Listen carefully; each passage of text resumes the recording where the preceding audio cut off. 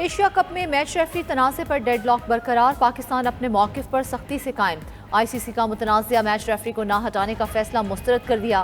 ذرائع کے مطابق پی سی بی نے آئی سی سی کو جوابی خط لکھ دیا، واضح کیا کہ پاکستان اینڈی پائیکرافٹ کی نگرانی میں کسی میچ میں شرکت نہیں کرے گا اور بائیکاٹ کے موقف پر قائم رہے گا۔ پاکستان نے متنازعہ امپائر کے خلاف آئی سی سی کی انکوائری کو بھی رسمی کارروائی قرار دیا۔ لکھا کہ انکوائری کے لیے تمام پہلوؤں کا جائزہ نہیں لیا گیا، نہ ہی متعلقہ لوگوں سے رابطہ ہوا۔ ذرائع کا بتانا ہے پاکستان کے سخت موقف کے بعد آئی سی سی کی مشکلات میں اضافہ۔ متنازعہ امپائر کو پاکستانی میچز سے ہٹانے کے سوا کوئی راستہ نہیں بچا۔ اینڈی پائیکرافٹ کو ہٹا کر رچی رچرڈسن کو میچ ریفری لگائے جانے کا امکان ہے۔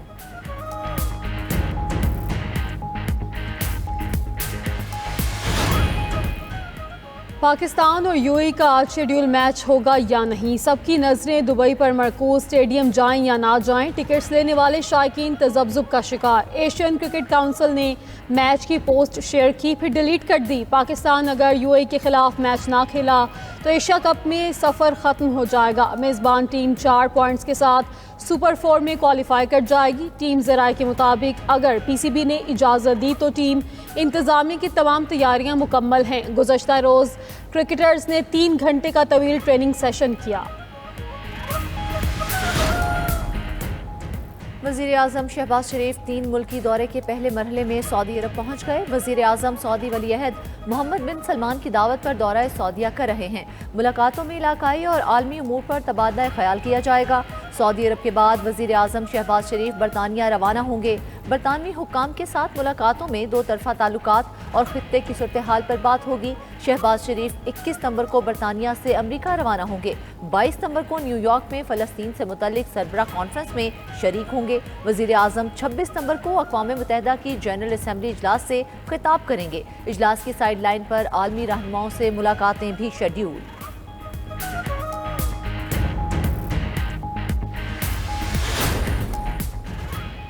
سیکیورٹی فورسز کا خوزدار میں آپریشن 5 بھارتی سپانسرڈ دہشت گرد جہنم واصل۔ آئی ایس پی آر کے مطابق فی الحال ہندوستان کے کرندوں کی موجودگی کی اطلاع پر کیا گیا۔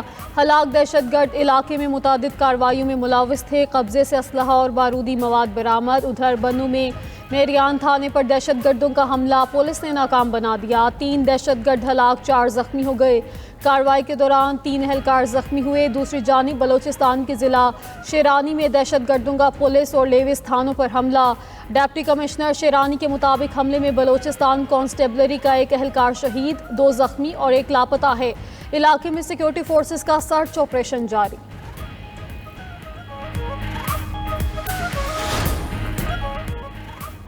علیمہ خان کی بانی پی ٹی آئی کے جیل ٹرائل منسوخی کے فیصلے کی مخالفت۔ پنجاب حکومت کا فیصلہ بانی پی ٹی آئی کو قید تنہائی میں ڈالنے کے مترادف قرار دیا۔ مزید کہا ویڈیو لنک پیشی کی صورت میں بانی پی ٹی آئی وکلاء کی مشاورت سے محروم ہو جائیں گے۔ ایسا فیصلہ کسی صورت قبول نہیں۔ Chairman P T I barrister Gohar کا کہنا ہے چیف جسٹس ہمارے زیر التوا کیسز میں قانون کے مطابق فیصلے دیں، سزاؤں اور ڈسکوالیفیکیشن کے معاملے کو ختم کیا جائے اور بانی پی ٹی آئی تک رسائی دی جائے۔ بیرسٹر گوہر کا 27 ستمبر کو پشاور میں بڑا جلسہ کرنے کا اعلان۔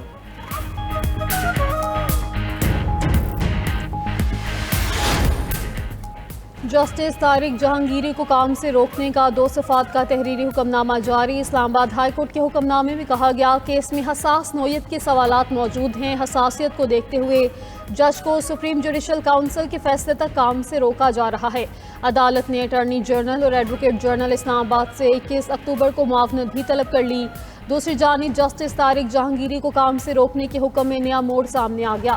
کل کی سماعت کی آڈیو اور ویڈیو ریکارڈنگ کے حصول کی درخواست دائر کر دی گئی۔ درخواست بیرسٹر جہانگیر جدو نے رجسٹرار اسلام آباد ہائی کورٹ میں دائر کی۔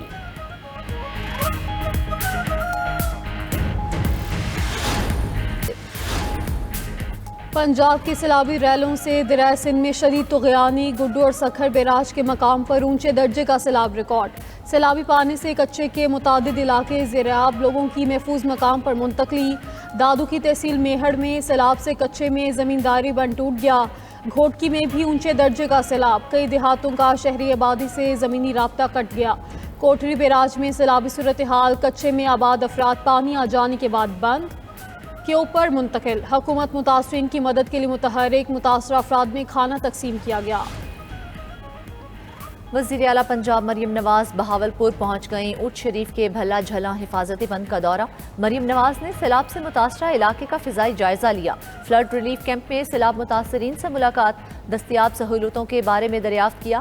مریم نواز نے سیلاب متاثرہ خاندانوں کو خود کھانا پیش کیا، معصوم بچوں میں گھل مل گئیں، تحائف بھی پیش کیے۔ D G P D M A اور ڈی سی بہاولپور نے بریفنگ میں بتایا کہ بہاولپور کے 124 موضع میں 1,17,000 سے زائد آبادی متاثر ہوئی۔ 26 فلڈ ریلیف کیمپس میں تمام تر سہولیات دے رہے ہیں۔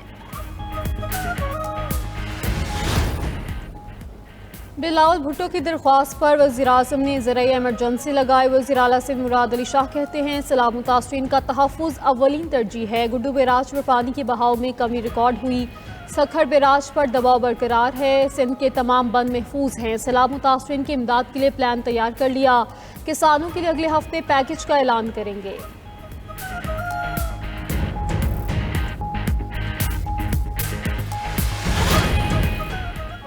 رواں سال پاکستان میں مونسون 2 ہفتے پہلے شروع ہوا۔ آنے والے سالوں میں بارشوں کی زیادہ توقعات ہیں۔ Chairman N D M A lieutenant general Inam Haider کی قائمہ کمیٹی موسمیاتی تبدیلی میں بریفنگ۔ مزید بولے کہ پاکستان میں 7,000 سے زائد گلیشیئرز موجود ہیں جو تیزی سے ختم ہو رہے ہیں۔ پاکستان موسمیاتی تبدیلیوں سے زیادہ متاثر ہوگا۔ عالمی سطح پر ٹیمپریچر میں اضافہ بھی موسمیاتی تبدیلی کا باعث ہے۔ ڈیزاسٹر سے نمٹنے کے لیے مدد کرنے والے ممالک خود موسمیاتی تبدیلی کے مسائل کا شکار ہیں۔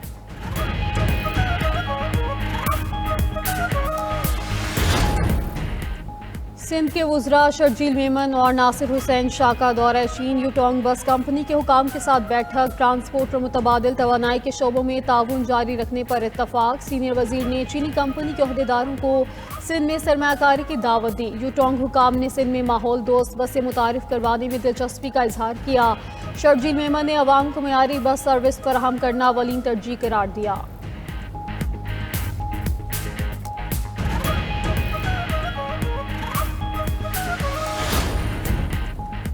گھریلو صارفین کے لیے ملکی گیس پر نئے کنیکشن لگانے پر مستقل پابندی عائد۔ سوئی سدرن اور ناردرن کو پہلے سے موصول 30 لاکھ درخواستیں منسوخ کرنے کی ہدایت۔ 1 سال میں 50% صارفین کو ارجنٹ فیس کے ساتھ درآمدی گیس کنیکشن فراہم کیا جائے گا۔ پیٹرولیم ڈویژن نے وفاقی کابینہ کا منظور کردہ فریم ورک کمپنیز کو ارسال کر دیا۔ رپورٹ کے مطابق درآمدی گیس کنیکشن کا ٹیرف ملکی گیس کے مقابلے میں 70% زیادہ ہوگا۔ D G I S P R lieutenant general Ahmed Sharif Chaudhry کا آزاد کشمیر کے تعلیمی اداروں کا دورہ۔ طلبہ اور اساتذہ کے ساتھ خصوصی نشست۔ طلبہ نے آپریشن بنیان المرصوص کی کامیابی پر مبارکباد پیش کی۔ طلبہ کا کہنا تھا وہ پاک فوج کے ساتھ کھڑے ہیں اور کسی بھی ضرورت پر جانوں کا نذرانہ دینے سے گریز نہیں کریں گے۔ پاکستان اور کشمیر کو دنیا کی کوئی طاقت جدا نہیں کر سکتی۔ پاکستان خطے میں نیٹ ریجنل سیٹلائزر کے طور پر ابھر کر سامنے آیا ہے۔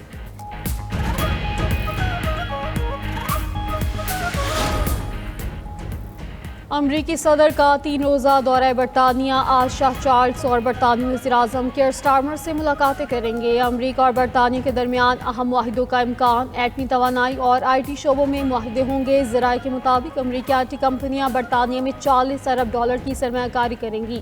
برطانیہ روانگی سے قبل ٹرمپ کا کہنا تھا نیٹو اور یورپی یونین روسی تیل خریدنا بند کر دیں تو روس پر پابندیاں لگا سکتے ہیں۔ ٹرمپ نے حیران کن طور پر غزہ میں اسرائیل کی زمینی کارروائی سے لا علمی کا اظہار کر دیا۔ ایک سوال کے جواب میں کہا امریکہ اور چین میں ٹک ٹاک سے متعلق معاہدہ طے پا چکا ہے۔ امریکی کمپنیاں ٹک ٹاک خریدنے میں دلچسپی رکھتی ہیں۔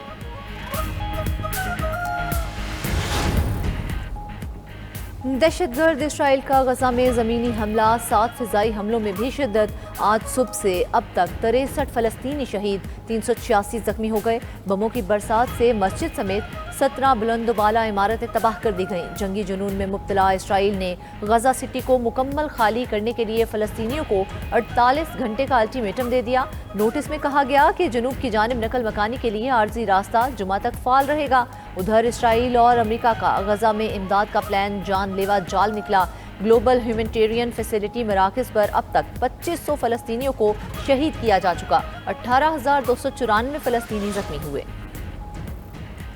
غزہ میں نسل کشی پر یورپی یونین میں بھی آوازیں بلند۔ یورپی کمیشن کی اسرائیل پر پابندیاں لگانے کی تیاریاں۔ آج ہونے والے اجلاس میں اسرائیل کے خلاف اقدامات پہ غور ہوگا۔ تجارتی حجم کے 37% حصے پر پابندیوں کا امکان ہے۔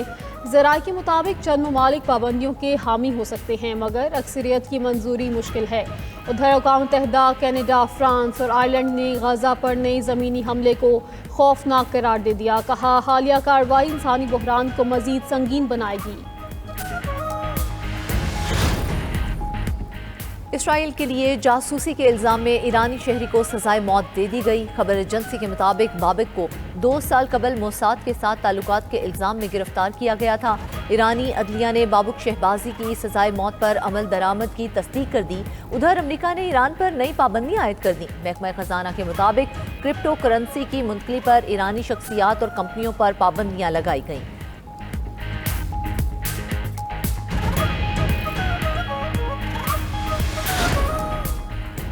ڈائریکٹر ایف بی آئی کاش پٹیل کو سینٹ جوڈیشری کمیٹی میں شدید تنقید کا سامنا۔ سینیٹر کوری بوکر نے کاش پٹیل کو ناکام رہنما قرار دیا۔ کہا کاش پٹیل نے تجربہ کار ملازمین کو ادارے سے نکالا ہے۔ پٹیل نے تحقیقی معاملات میں شفافیت بھی کم کر دی۔ وہ صرف ٹرمپ انتظامیہ کے مقاصد کو فوقیت دے رہے ہیں۔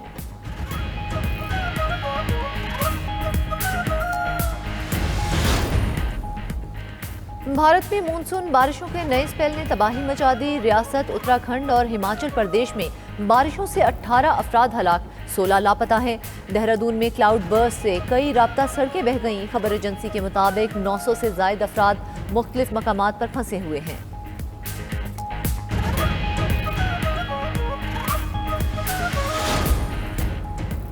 چین پہلی بار دنیا کے 10 سب سے زیادہ جدید ممالک کی فہرست میں شامل۔ یورپ کی سب سے بڑی معیشت جرمنی کو بھی پیچھے چھوڑ دیا۔ اقوام متحدہ کی سالانہ گلوبل انوویشن انڈیکس رپورٹ کے مطابق سوئٹزرلینڈ 2011 سے مسلسل پہلے نمبر پر ہے، سویڈن دوسرے اور امریکہ تیسرے نمبر پر موجود۔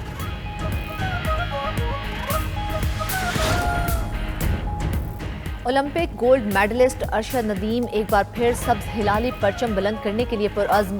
ورلڈ ایتھلیٹکس چیمپئن شپ میں جیولن تھروور کا کوالیفائنگ راؤنڈ آج ہوگا۔ ارشد ندیم ایکشن دکھائیں گے، پاکستان کی شان بڑھائیں گے۔ پاکستانی سٹار ایتھلیٹ جیت کے لیے پرعزم، قوم سے دعا کی اپیل بھی کر دی۔ کہا دوپہر 4 بجے کوالیفائنگ راؤنڈ میں حصہ لے رہے ہیں، کامیابی کے لیے تمام پاکستانی دعا کریں۔ ارشد ندیم کی والدہ کو بیٹے کی جیت کا یقین، بولی ارشد نے کافی محنت کی ہے، ایک بار پھر گولڈ میڈل سینے پر سجائے گا۔ اپنے بیٹے کے لیے بہت دعائیں مانگ رہی ہوں اور پورے پاکستان سے اور پورے ملک سے اپیل کر رہی ہوں میرے بیٹے کے لیے دعائیں مانگو۔ فائنل میچ ہے، انشاءاللہ تعالیٰ وہ بھی جیتے گا اور پاکستان کا میڈل جیت کے پاکستان کا نام روشن کر کے آئے گا۔ آئی سی سی نے نیدرلینڈ کے فاسٹ بالر ویوین کنگما پر 3 ماہ کی پابندی عائد کر دی۔ رپورٹ کے مطابق ورلڈ کپ لیگ 2 کے دوران فاسٹ بالر کا سیمپل لیا گیا جو ڈوپ ٹیسٹ میں مثبت پیش ہوا۔ کنگما نے غلطی تسلیم کرتے ہوئے منشیات کے استعمال کا اعتراف کیا۔